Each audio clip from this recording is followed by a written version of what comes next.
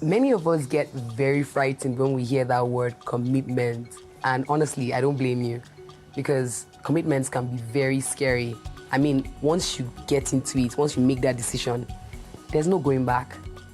In 2015, I was a full-time student in the US and I wasn't working, no job, no income whatsoever. I was fully sponsored by my parents and it was a great privilege. One day I was doing a research project and I was going through the web, doing my stuff. And then I came across this ad. It was a picture of orphans and vulnerable children in Asia. So I was like, oh wow, let me find out what this is about. I clicked on the ad and it took me to a homepage and it was so compelling. I saw stories of children that were just in need. It's basically for normal things like $10 a day to just, take care of their needs. And I decided that this was the kind of thing I love to do.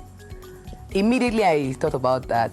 Another voice told me in my head, on what allowance? Basically, the money I was receiving was just enough to cover my needs for a month, and I didn't think it was possible to do it. But I shrugged it off and I decided to do it anyway.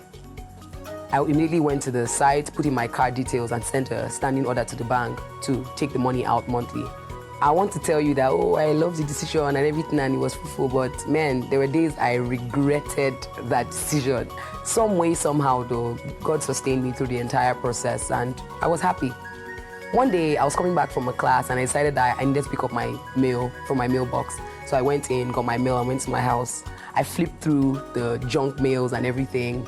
And then I saw one strange letter. It had my name written on the envelope in a child's handwriting. So I was like, what is this?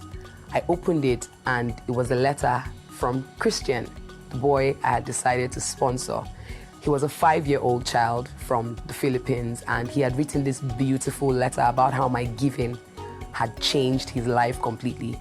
He was going to school, he was being fed daily at the center, he was learning to read and write, meeting new people, and it was so amazing. I did not know when tears started coming down my eyes. He was so happy and he was expressing how he would love to meet me someday in the future.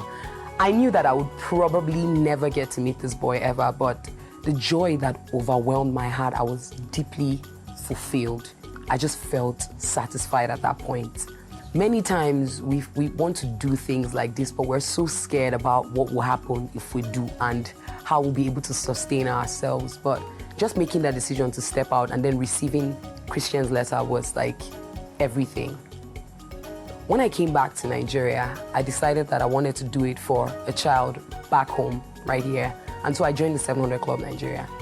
And every time I get that message from the bank that this money has been deducted, I'm so happy because I know that somebody is being fed, somebody is learning, somebody is being treated, somebody's need is being met.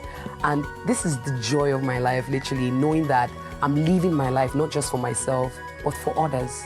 You can experience that same joy that I experience now every single day because life is best lived, poured out in the service of others.